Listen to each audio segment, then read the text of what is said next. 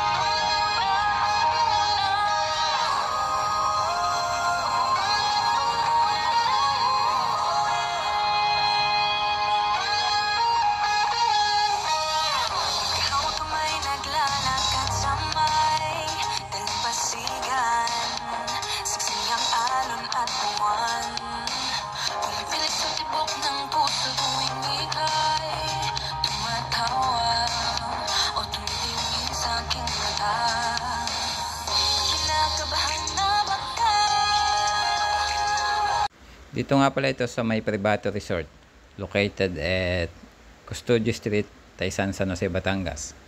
Sa mga nagbabalak mag-swimming dyan, available po ito kung gusto nyo. Anytime po, pwede pong yung silipin.